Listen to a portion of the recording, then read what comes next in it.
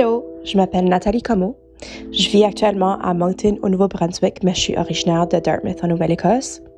Et puis, mon féminisme évolue à tous les jours presque, mais je viens de découvrir la définition de Bell Hooks, la chercheuse afro-américaine féministe, qui définit pour moi bien le féminisme. Alors, le féminisme pour moi, comme le dit Bell Hooks, c'est un mouvement contre le sexisme, l'exploitation sexuelle et toutes les oppressions. Alors, un féminisme intersectionnel qui reconnaît que on ne lutte pas seulement pour l'égalité entre les genres. L'égalité entre les genres ne peut pas être atteinte sans la lutte contre le racisme, contre le capitalisme qui crée des inégalités dans les classes, contre l'homophobie et puis la transphobie qui crée des inégalités entre les gens qui ont une diversité de genre ou d'orientation sexuelle qu'on voit hors de ce qu'on appelle la norme. Norme qu'il faut questionner constamment. Alors pour moi, un féminisme qui n'inclut pas toutes ces différentes luttes, mais en fait, c'est pas mon féminisme à moi. Oh, ça va Mélo? Yeah, on est live. Ah mais c'était qui cette personne qui nous parlait? Donc ça c'est une de nos auditrices, Nathalie Comeau, qui est basée à Moncton. Et si je me trompe pas, qui travaille avec le regroupement féministe du Nouveau-Brunswick, qui fait des trucs cool. Oui, c'est ça, c'est sa définition pour elle du féminisme. Parce qu'aujourd'hui, on fait une émission spéciale féminisme. Yes, c'était la journée du 8 mars qui est passée, une journée historique pour la lutte pour les droits des femmes. On va le rappeler, tu l'as peut-être préparé. Donc je vais peut-être pas le dire, mais les femmes occupent une majorité de gens sur Terre. Et encore, je me rends compte que les chiffres sont même plutôt tight, en fait, avec les hommes, tu vois. Moi, j'avais les chiffres de 2016. Il me semble que c'était un peu plus de femmes que d'hommes. C'est un tout petit peu, c'est genre 51-52%. Mais comme c'est... Il n'y a pas une énorme différence. Ça dépend surtout des pays. Exact. Mais ouais. Et genre en Chine, il y a moins de femmes que d'hommes. Voilà. Puis en Russie, il y a pas mal plus de femmes que d'hommes. Mais par contre, au niveau des droits et au niveau de l'acquisition des droits, elles sont considérées comme une minorité et se comportent en tant que minorité. Donc du coup, il y a des jours de lutte qui restent vraiment importants dans notre moment actuel, chose qui est quand même incroyable, tu vois. Yep. Et du coup, qu'est-ce que je fais là, moi, en tant que dans ce show là, tu vas... Je sais pas là. Non. Comme d'habitude, on va se faire un petit tour d'actu. On n'a pas fait d'émission hier parce que notre semaine était chargée. Oui. Puis hier, on avait quand même la projection d'un film. Yes. D'importance. On est toujours dans le mois de la francophonie. Hier, c'était la présentation du nouveau film de Phil Comeau, L'Ordre secret, qui était sur la patente, ou l'Ordre de Jacques Cartier, qui est une sorte d'ordre de francophones qui lutte.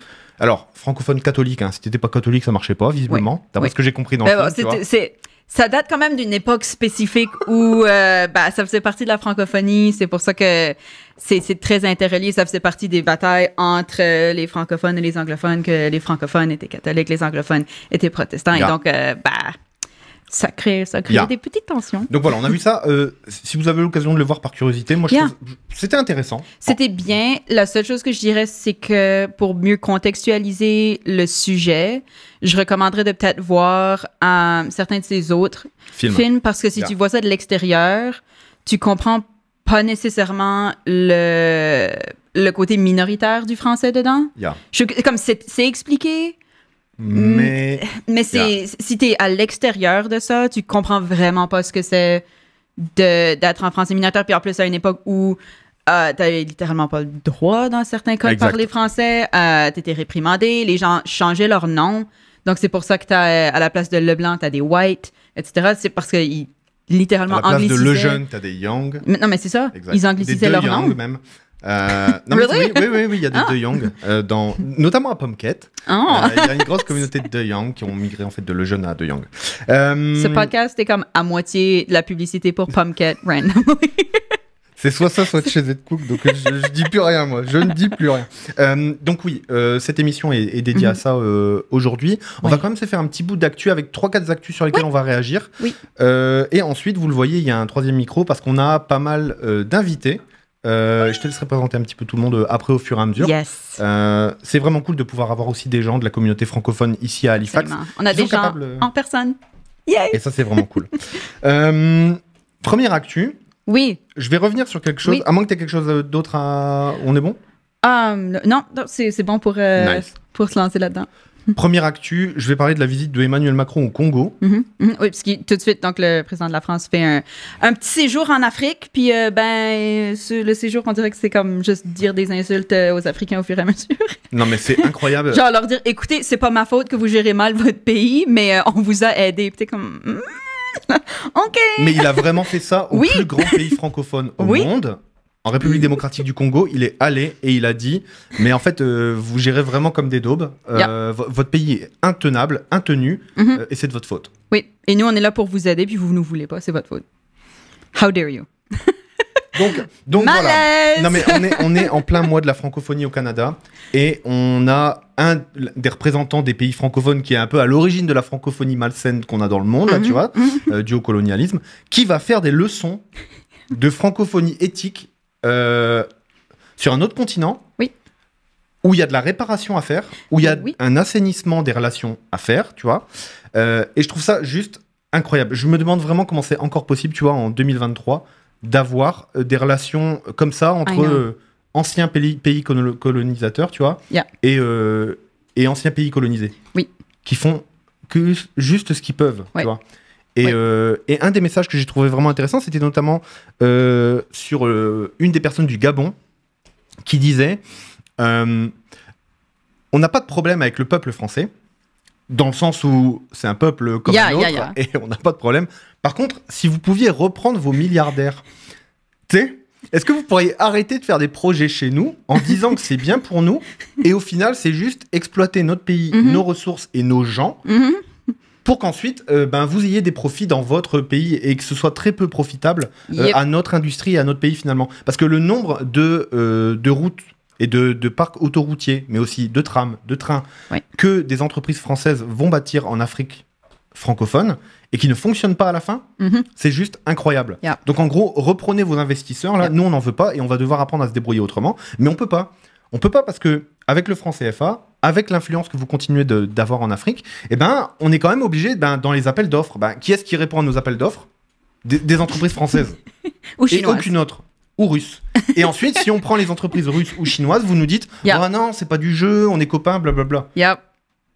Voilà. Ou est-ce qu'on pourrait avoir votre pétrole, on va juste comme détruire tout votre environnement, on va tout prendre, on va se faire plein d'argent et bye. Donc là, juste rappelle, il y a un pipeline qui est en train d'être construit, qui est en train de passer par l'Ouganda notamment, qui va être exploité par Total, la plus grande entreprise française, qui a encore fait des milliards qui a fait son chiffre historique de bénéfices là cette année encore. Et qui paye pas de taxes. Qui paye pas de taxes, qui repartage pas énormément avec les populations locales et qui surtout représente une bombe climatique et une bombe écologique un petit peu en Ouganda. Donc je voulais juste dire ça, aller souligner que le président de la France va en Afrique pour dire que ce genre de choses, surtout en plus, vous l'avez vu sûrement la semaine dernière, on a réagi à cette petite photo. Alors je veux juste corriger une chose, on lui a pas installé un marchepied pour lui, c'est juste que c'était l'accès à la scène, il y avait 2 marches, puis lui il a choisi de se mettre sur la marche, plutôt de se mettre avec les autres gens devant. Donc ça donne quand même la même image. C'est quand même un choix. C'était quand même un choix de communication que je peux trouver assez discutable. Et si vous voulez suivre la pipeline qui est en train d'être construite, il y a un compte Instagram qui s'appelle la pipeline de Patrick, où ils suivent ça avec des images satellites. Yes. Et donc il y a des mises à jour là-dessus aussi, juste pour montrer que ça se passe, puis que peut-être c'est important d'y réagir. Ouais, ça va être voilà, bon courage, parce que ça va être compliqué. Deuxième news, justement, c'est quelque chose qui s'est passé hier sur un plateau télé en France, que je trouve super intéressant. C'est Andrea Bescon, qui est notamment autrice et réalisatrice, qui est engagée au niveau féminisme, énormément suivie sur les réseaux, et qui était dans une émission aux côtés de Marlène Schiappa, qui est une des sous-ministres du ministère de l'Intérieur. Marlène Schiappa, qui était connue pour son engagement à gauche à un moment, qui ensuite a rejoint la majorité présidentielle d'Emmanuel Macron et se retrouve un petit peu, elle, bloquée entre pas mal de choses.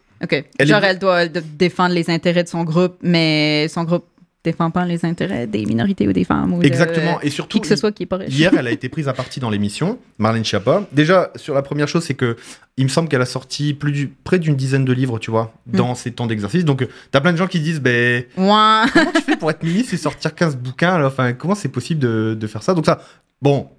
On connaît d'autres gens qui ont produit d'autres choses, tu vois, je trouvais ça intéressant. La deuxième chose, c'est Andrea Bescon qui, justement, posait la question à Marlène Schiappa en lui disant mais comment vous pouvez rester vraiment au ministère de l'Intérieur parce que votre ministre, Gérald Darmanin, est accusé de viol. On rappelle que ce ministre, qui est en plus le maire de Tourcoing, a quand même utilisé sa position dominante de maire, de homme, pour allouer des logements sociaux à une personne pour aider un petit peu à avoir contre des faveurs sexuelles, tu vois.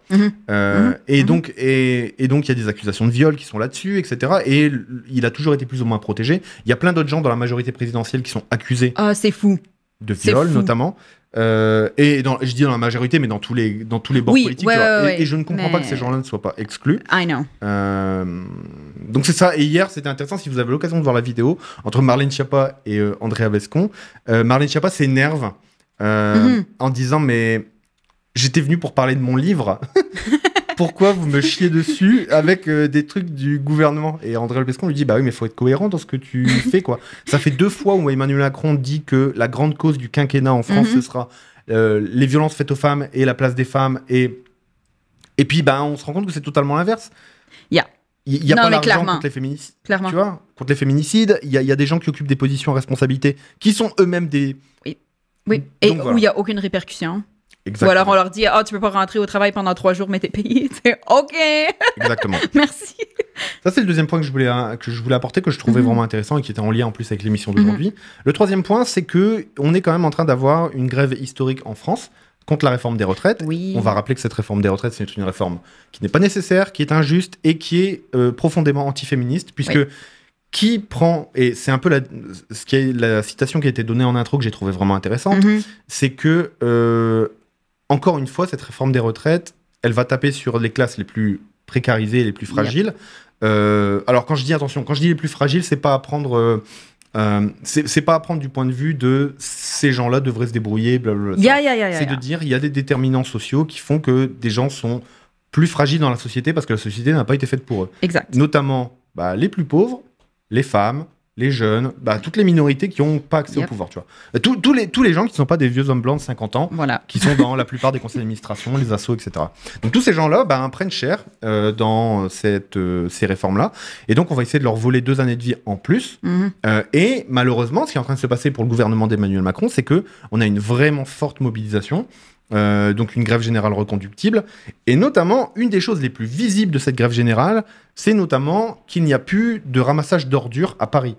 Donc là, il y a actuellement... Oh, ça doit être dégueulasse! Exactement. Et en fait... Je m'excuse là, mais comme Paris, ça n'a pas la plus belle odeur d'une bonne journée. Oh my God. Non, mais je suis en train de dire que quand je suis allée dans le métro à Paris, pour la première fois, j'étais choquée par l'odeur qui m'a frappée, là. C'est plus propre maintenant, peut-être pas tout de suite. C'est plus propre qu'avant, mais yo. Complètement. Non, je suis complètement d'accord. Imagine avec 4500 tonnes d'ordures en plus qui vont continuer de s'accumuler. Pourquoi c'est intéressant à Paris? Parce qu'il n'y a plus de pauvres qui habitent à Paris. Ou très peu. Oui. Tu vois? Ils sont tous dans le périph'. Et parce qu'il n'y a plus moyen. Et là, on dit, il y a des gens pas bien qui sont là et ils causent des crimes. C'est comme, non, ou bien ils comblent les espaces dans les 2, 3, 4 mètres carrés. C'est ça. Tu vois, donc du coup, voilà, il n'y a plus énormément de pauvres. Du coup, ça veut dire que c'est les plus riches qui sont en train de ne pas avoir de service public avec le ramassage des ordures. Oh, I love it. Et donc ça, c'est quand même... Et donc ça va pousser... Parce que les plus riches sont quand même parmi l'électorat d'Emmanuel Macron, tu vois.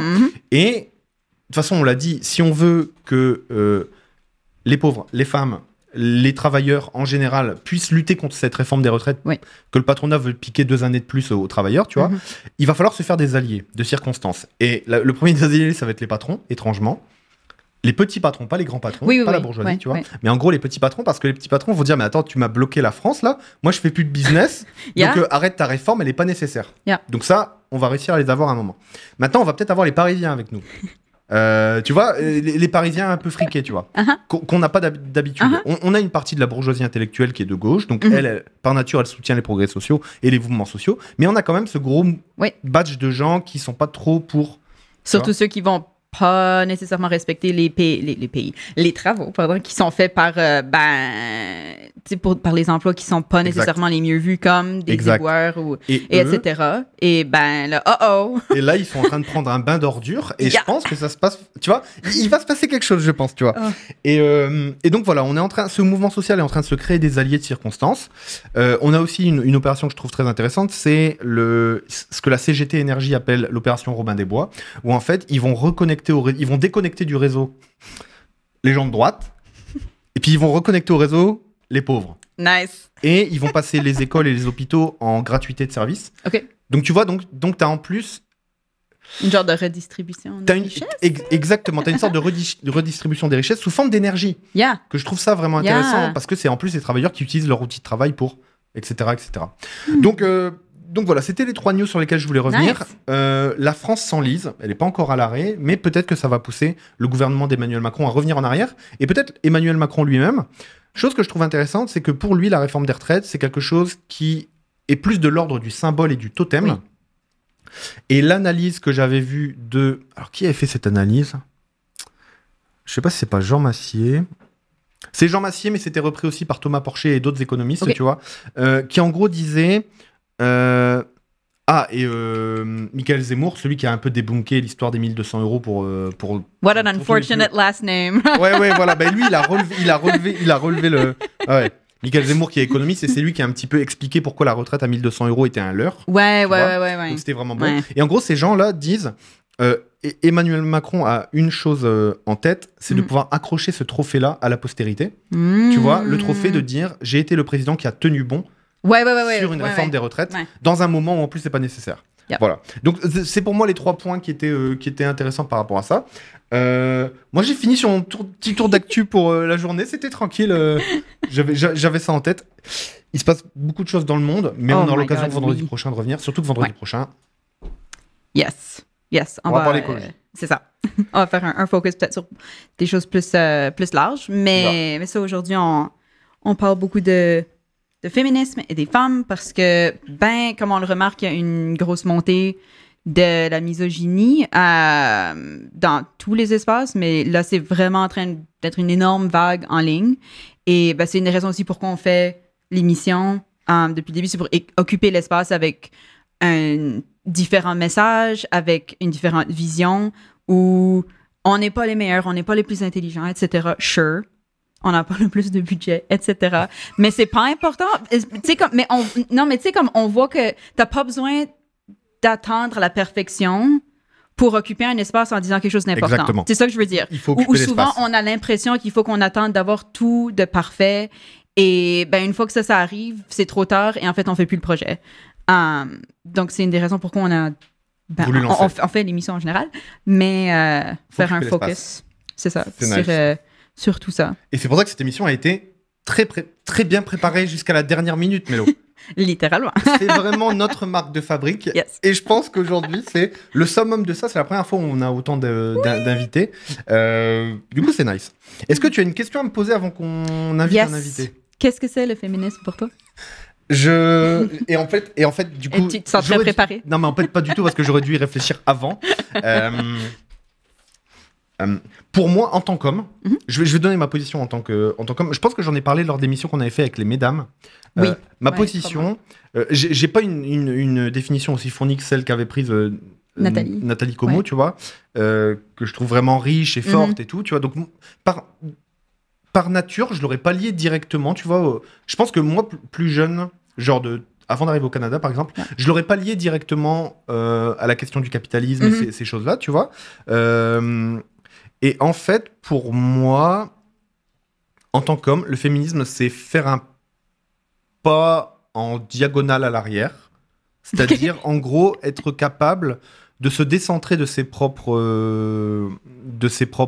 privilèges et de sa propre position, en sachant que tu peux pas le faire. Tu peux jamais carrément annuler tes propres privilèges et dire « Ah bah tiens, je vais me regarder comme étant... » Tu vois, non ? Donc en gros, c'était plus comment je me décentre par rapport à cette lutte-là en disant que je peux pas être la voix de cette lutte parce que ma nature m'en empêche et que même si je la soutiens du plus profond de ce en quoi je crois, tu vois, je peux pas l'incarner.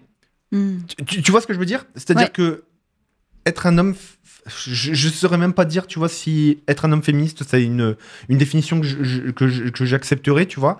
Je sais juste qu'il y a des gens qui sont opprimés et que quand ces gens opprimés, en plus, ont du temps de parole, autant leur laisser la parole, tu vois. Donc du coup, pour moi, le féminisme, c'est surtout faire un pas de côté en tant qu'homme et un pas en arrière en disant, il y a des gens qui sont plus qualifiés que toi pour en parler, qui en plus vont parler avec des vrais mots que toi, tu vas devoir en plus essayer d'apprendre le vocabulaire de quelqu'un d'autre. Donc pour moi, c'est un truc sur lequel je réfléchis encore beaucoup, tu vois, et c'est vraiment faire un pas de côté. Okay. Voilà, c'est ma définition du féminisme en tant que mec.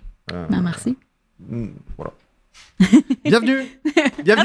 Donc du coup, je vais faire un pas de côté en arrière ou pas ? Oui, yeah, chou. C'est vrai ? Ouais, full camp. Okay. Donc, tu vas présenter, tu t'en occupes, c'est bon ? Oui. Nice. Oui, je peux le faire. Eh bien, les amis, pour moi, c'est terminé. On se retrouve semaine pro. Vendredi prochain. Et durant la semaine, de toute façon. En plus, je serai à Montréal cette semaine. What ? Yes, je pars à Montréal. Oh my God. OK. Well, good for you. Est-ce que tu as un message c'est un... Non, moi, j'ai un message de moi. Oh, yeah, c'est toi qui parles. Moi-même. Oh my God. Nice. OK. Bon, je te laisse. OK, bye. À toute, Mélo. Yes. Donc, c'est juste un petit retour sur la semaine et tout ce qui s'est passé dans le cadre du 8 mars.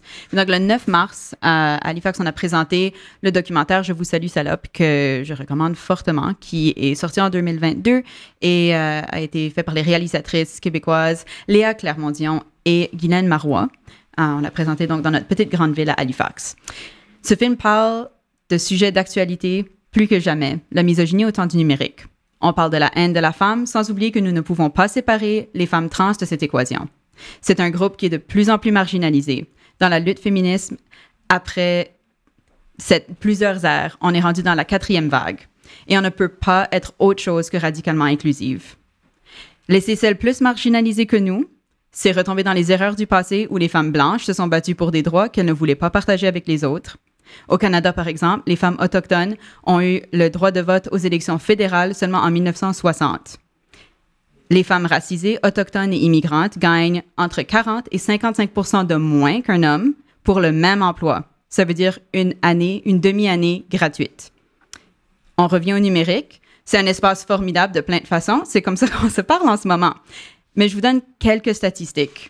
73 % des femmes utilisatrices d'Internet à travers le monde ont déjà subi une forme de violence en ligne. 54 % ont été personnellement victimes de cyberviolence connaissant l'agresseur. À l'échelle mondiale, les femmes sont 27 fois plus susceptibles d'être harcelées en ligne.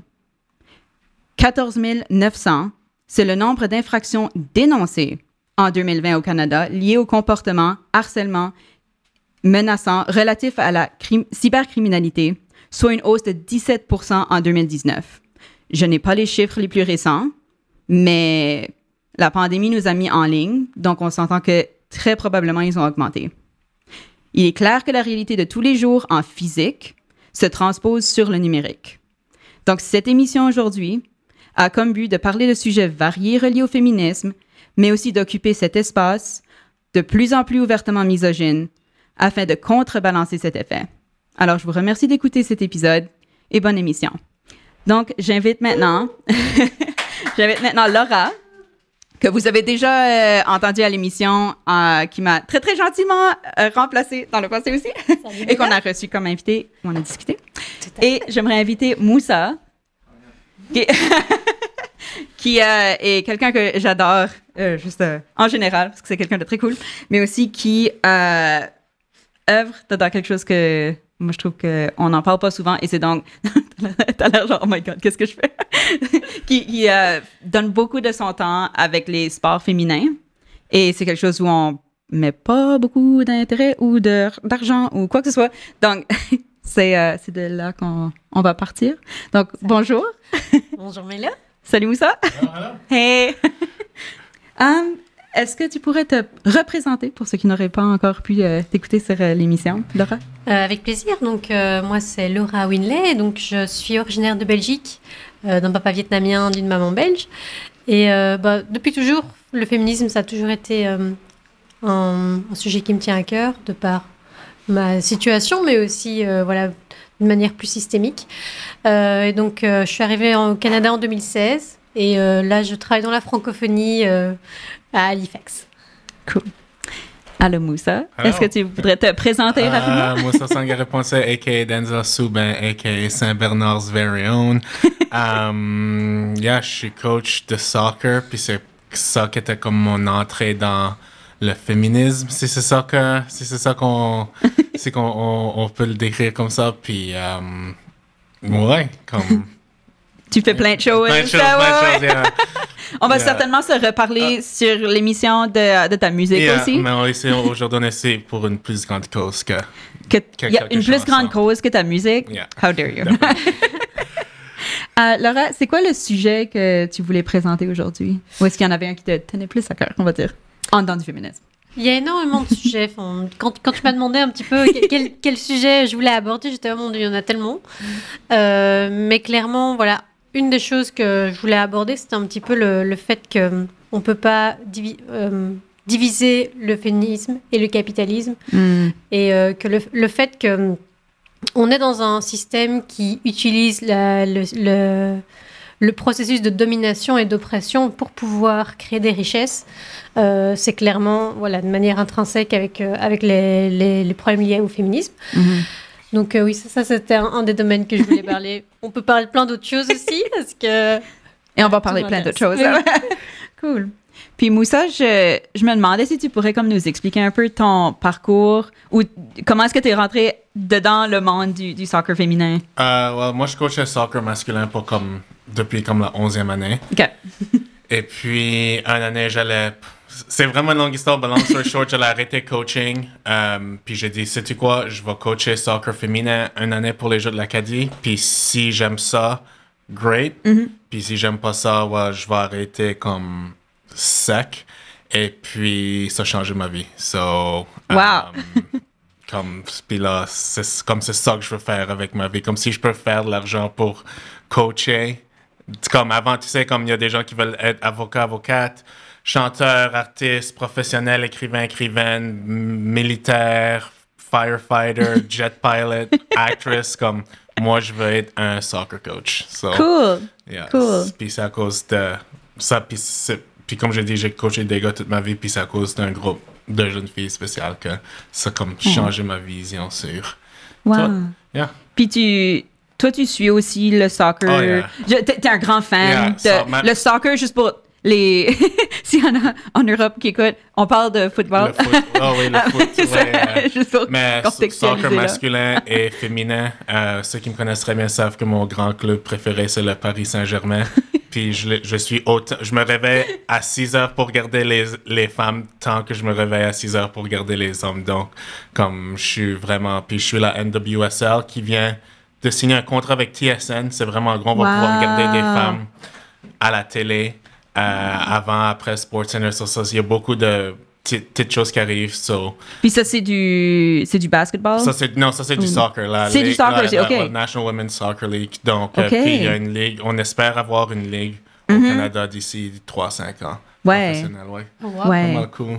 Il y a plusieurs ligues qui sont annoncées. On verra s'il y a vraiment des actions en arrière de ces promesses. Mais je trouve que ça démontre que, si tu fais pas de promotion pour la chose que tu dis que personne veut regarder, personne va le regarder. Wow! Mais là, peut-être que s'il y a de l'argent puis de la promotion, comme il y en a pour les équipes masculines, puis c'est pas qu'il y en a une meilleure que l'autre, c'est juste des différentes équipes et des différentes ligues, peut-être que, il y a de l'intérêt aussi.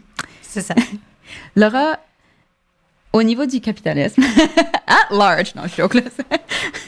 Est-ce qu'il y a comme des choses que tu as remarquées récemment ou des exemples d'effets qui te viennent en tête par rapport à toute cette lutte et cette inégalité?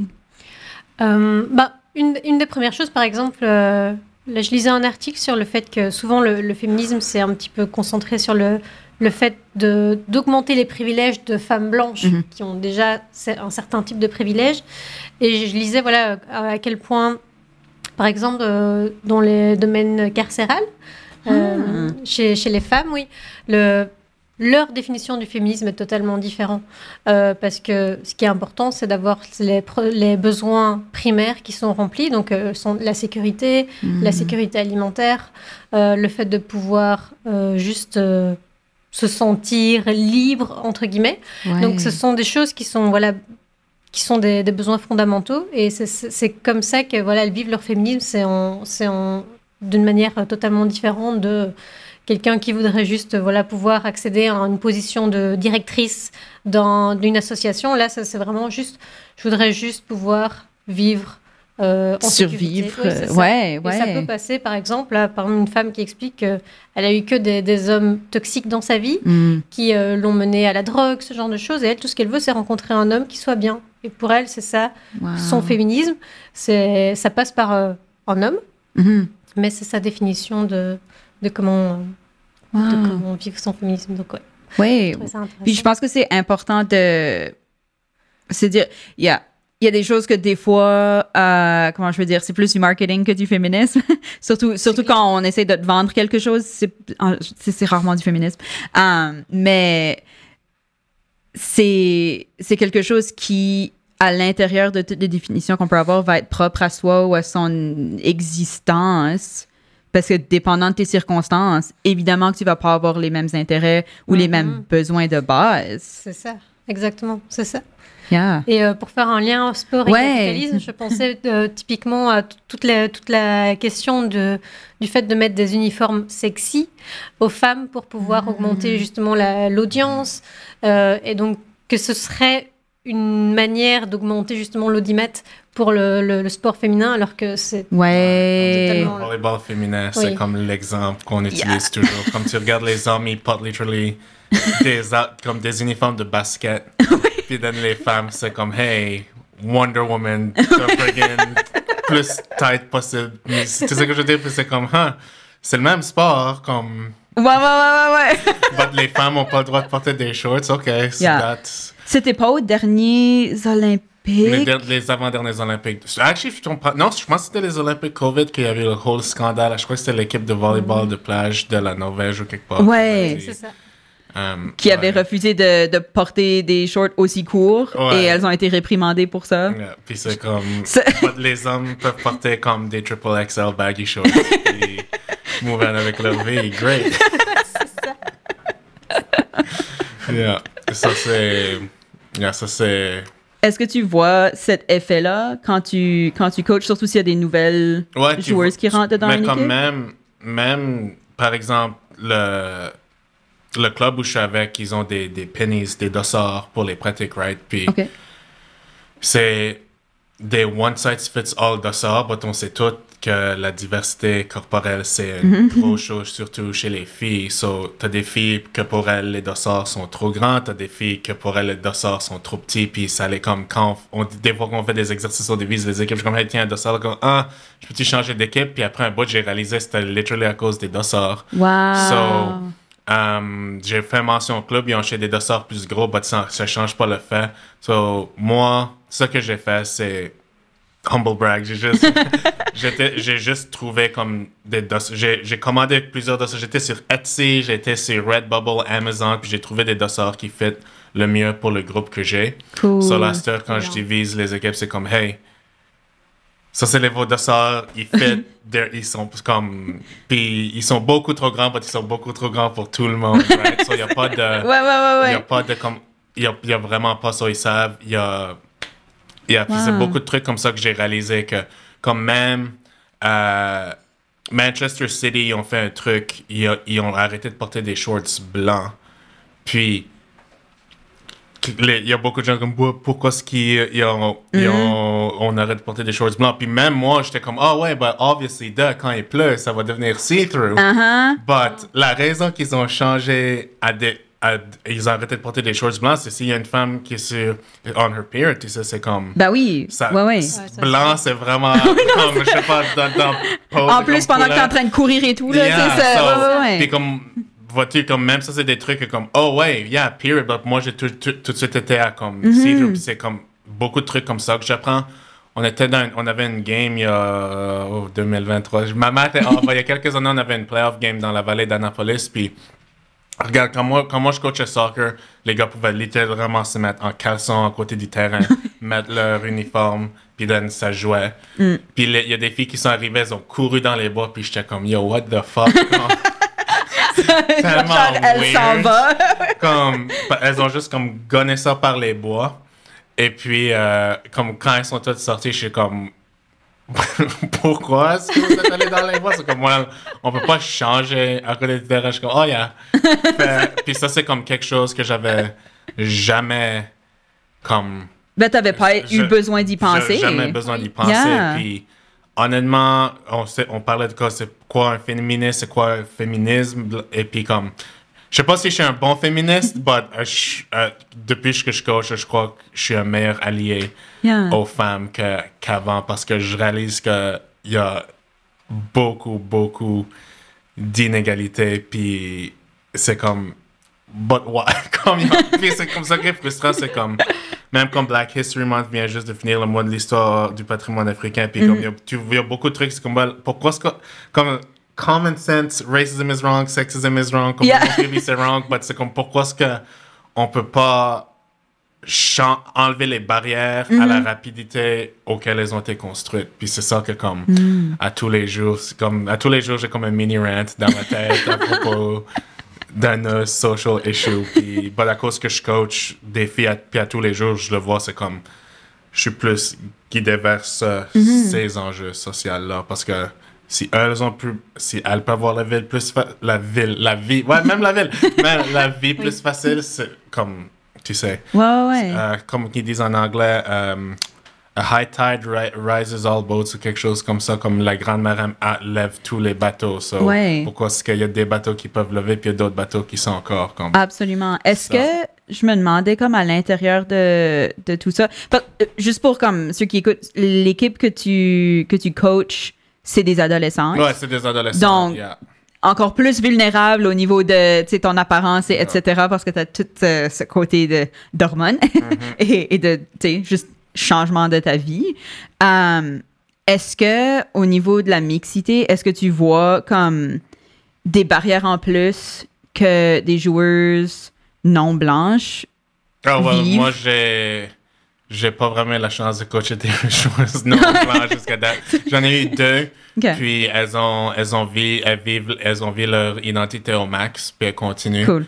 But je peux pas vraiment en parler plus que ça parce que literally 99,5% des filles que j'ai coachées, c'est des filles blanches des banlieues d'Halifax, right? So, yeah, fair. Yeah.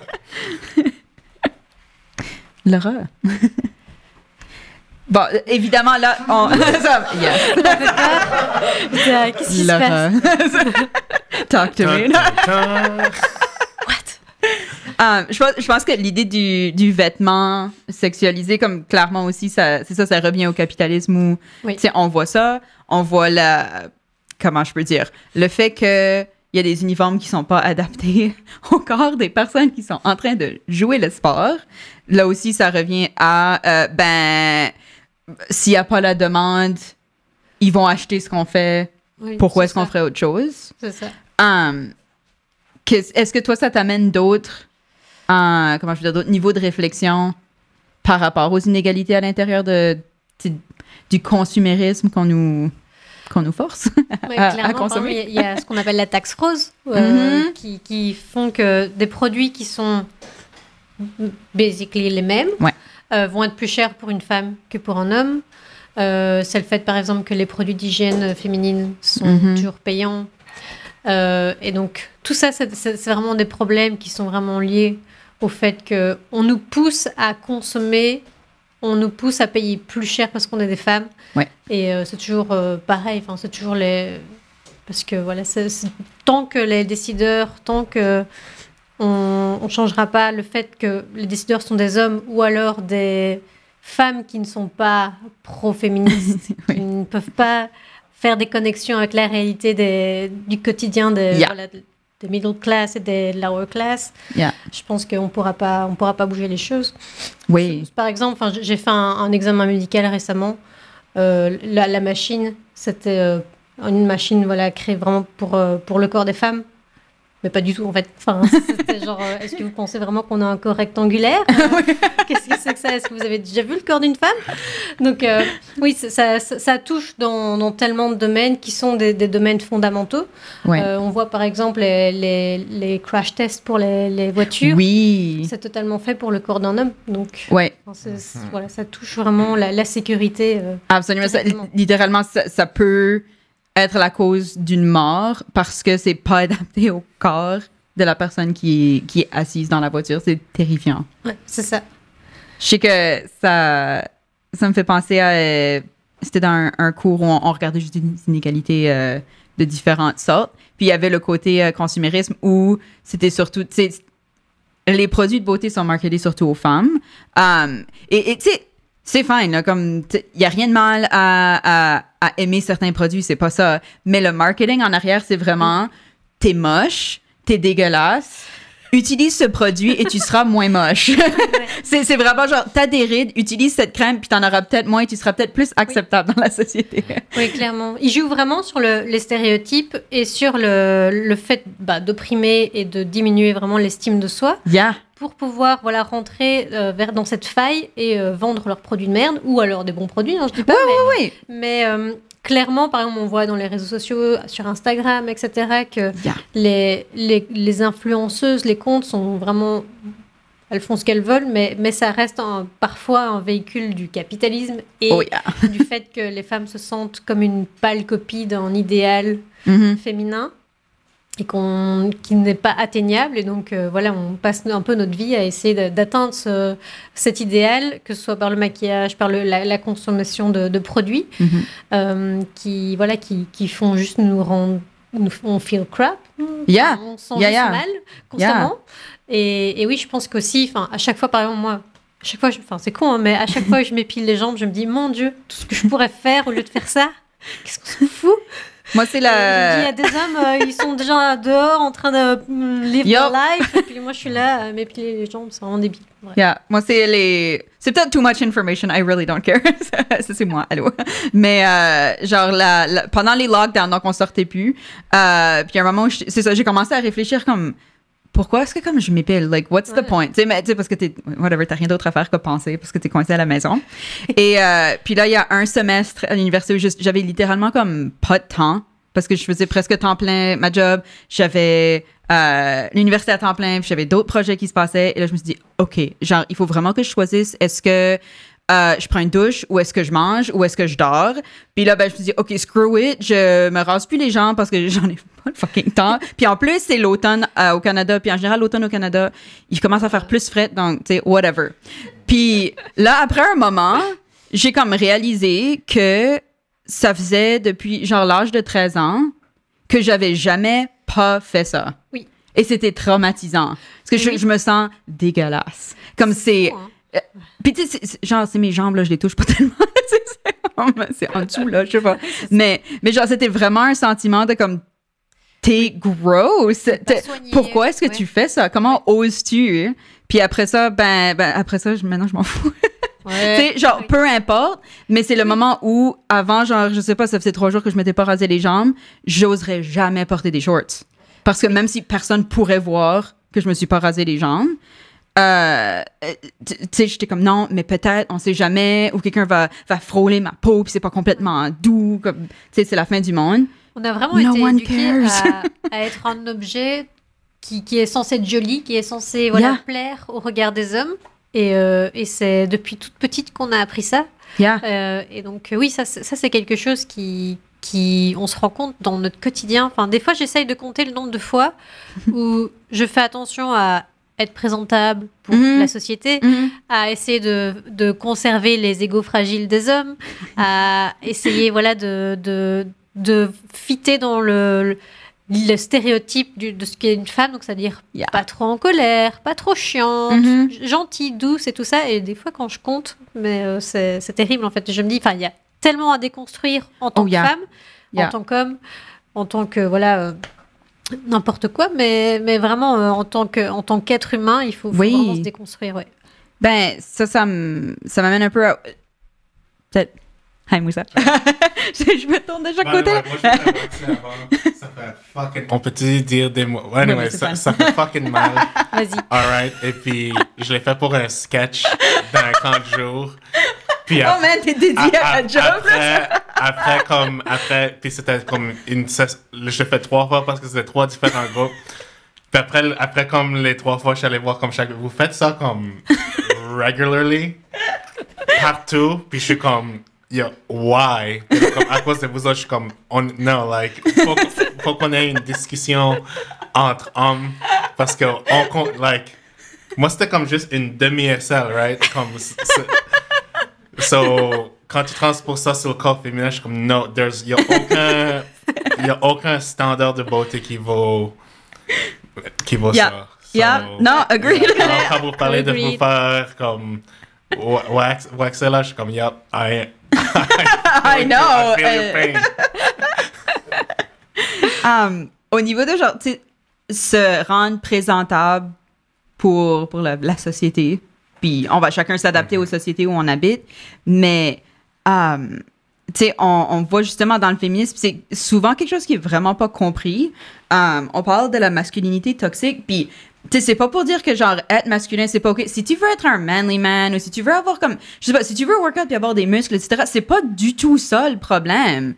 C'est sois juste pas une dick. Like. Ça, c'est la définition dans le dictionnaire, by the way. mais ça, c'est de pas avoir peur de déconstruire cette boîte dans laquelle on te force à être. Puis comme, honnêtement, je viens juste de dire comme, don't be a dick, but il y a probably des femmes dans ma vie à qui j'ai été. Puis c'est comme, je crois que la génération, les jeunes qui sont à l'école secondaire maintenant les gars qui sont à l'école secondaire maintenant, hopefully anyways, vont être mieux éduqués sur ça que ma génération, parce que moi, je pense back à comme, même quand j'étais à ma 3e année d'université, je disais puis je faisais des choses que c'était comme, comme complètement inacceptable, but on veut pas dire que comme l'élément c'est comme oh ben c'est de même qu'on a grandi, but c'est comme c'est literally comme ça qu'on a grandi, comme on regarde. J'ai regardé les premiers scary movies. Puis une des blagues courantes dans ces films là, c'est que la personnage principale pour la terre, son chum la frappe. That's it. Right? Comme c'est ça la joke. Ouais. Tu sais, nous autres, on grandit comme nous autres, quand on grandissait. Je sais pas, vous avez quel âge, mais quand moi je grandissais, quand tu étais intéressé dans une fille, tu piquais dessus, right? T'étais pas comme full romantique, t'étais pas full nice, tu la draguais pas, chantais pas la pomme, t'écrivais pas des chansons, tu la comme poke. Tu lui tirais un peu les cheveux, là. Tu lui tirais les cheveux, ou t'étais comme, quand elle parlait, comme, puis moi je l'ai fait, right? But je l'ai fait à cause... Mes chums le faisaient, puis eux l'ont fait parce qu'ils l'ont vu à la télé. Même comme, tu regardes les vieux épisodes de comme Cartoon Network, Dexter's Lab, même Powerpuff Girls, puis comme, tu regardes des vieux épisodes, t'es comme, well, no wonder que nous autres, on était comme...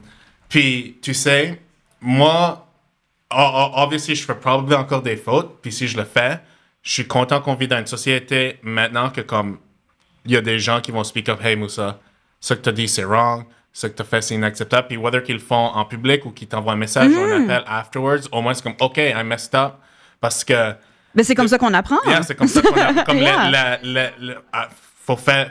But en même temps, c'est comme, faut faire des erreurs pour apprendre, mais si on peut enseigner pour pas faire d'erreurs, tu sais, puis c'est pour ça que je crois que les jeunes, la génération qui s'en vient, vont être tellement mieux éduqués sur comment gérer avec les personnes de sexe opposé, surtout les gars, parce que comme si on peut comme éliminer la masculinité toxique à la souche, ou comme la limiter, parce que veut pas, la testostérone va toujours faire des gars faire des choses stupides, comme I don't know, les hommes sont stupides, I'll admit it, comme tu sais, but c'est ça, comme puis il y a tellement ce double. Puis quand tu parlais d'ego fragile des hommes, puis c'est comme, je réalise comme à quel point Comme exemple typique d'un gars, c'est... Il y a sorry guys, I'm letting the secrets out right now. But c'est comme, il y a un gars qui va aller voir une fille. Il est comme, hey, t'es vraiment belle, je peux avoir ton numéro. La fille va dire non. Il va aller back à la table avec les autres. Oh non, mais elle était un peu folle comme d'elle. Yeah. C'est comme, non, elle a literally comme. C'est ça. Non. Puis j'ai une huge talk avec une de mes amies. Consent. Yeah. J'ai une huge talk avec une de mes amies après ça parce que ce qui arrive après, c'est. Quand il y a des actual nice guys qui viennent, c'est comme, well, il était actually nice pour être nice ou il était actually nice pour. Ça croise juste comme major. Puis then, après, comme tous les hommes sont comme, oh, well, les femmes sont toujours défensives. Ça, c'est ma définition d'un gars blanc de comme, qui own podcast, puis qui porte des Helly Hansen, right? Puis là, qui porte des Chuck Taylors, puis là. Après, c'est comme, well, non, les femmes sont tellement défensives parce que, comme, à chaque fois qu'on dit ou fait quelque chose qui va pas leur way, then c'est comme, well, non, elle est folle, ou comme, oh non, man, tu veux pas ce problème-là, c'est comme, oh no, like, I can do better, like, tu sais que je veux dire, c'est comme, non, like, y a rien de wrong avec la aide rejection, puis non, mais c'est ça.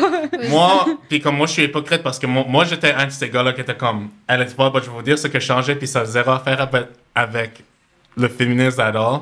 Moi, je travaille dans un call center, puis je faisais des sondages, puis j'étais à temps partiel. So, je travaille les jeudis soirs, vendredi soir, puis samedi matin. Okay. So, moi, je t'appelais samedi à 9h. Hey, on veut faire un sondage sur ce que tu penses de Hydro-Québec. So, imagine-toi comme tu dors un samedi matin, ou t'es avec ta famille vendredi soir ou jeudi soir, right? Puis, les choses méchantes que j'ai entendues pour comme, me faire rejeter ou au lieu de dire non. Comme après, comme toutes les fois, je suis comme dans ce contexte social-là. Shoot your shot. Si quelqu'un dit non, c'est non. Non, mais c'est OK. Ouais, c'est ça. Ça peut pas être pire.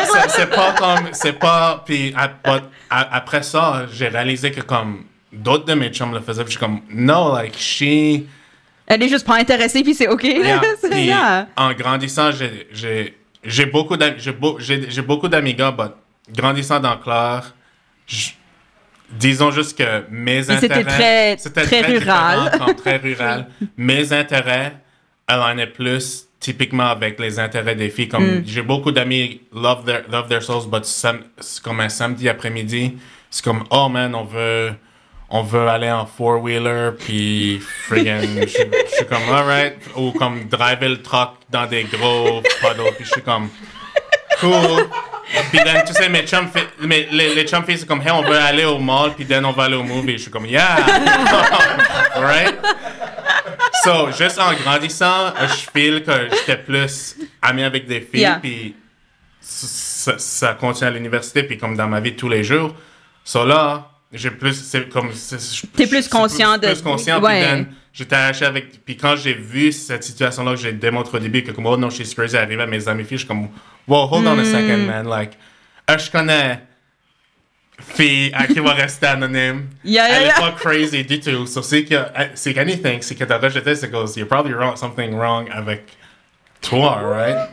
So, but ceci étant dit, je peux pas te nommer des exemples que je fais, mais je suis sûr que c'est quelqu'un... Puis on fait tous. On fait tous des choses que... Tu sais, je suis certaine que même en réécoutant cette émission, la première saison, il y a des choses où on va se dire, tu sais, dans 3 ans, on va se dire, on a parlé de ça, on a fait ça, on avait cette perspective que, évidemment, on fait pas ça avec... ça en tête, mais c'est normal parce que je pense que sinon ça veut dire que t'as pas évolué, t'as rien appris. Il y a comme, je crois qu'il y a comme, no spoiler alert, je crois qu'il va y avoir 2 autres invités. Yes! qui vont venir, puis là c'est comme, je suis sûr que chacune des 4 d'entre vous avez une différente, comme, peut-être que vous êtes toutes en ligne sur comme, hey, ceci c'est acceptable, ceci c'est pas acceptable, où est-ce que vous mettez la ligne, même si ça change comme 1 millimètre, ceci c'est comme 1 millimètre de plus. Que comme, hey, ça c'est ça que moi je vais tolérer comme femme. Puis il y en a peut-être que c'est comme, no, comme, qui sont des kilomètres. Puis c'est vraiment où t'as été élevé, qui t'a élevé, right? Absolument. On a tout notre bagage.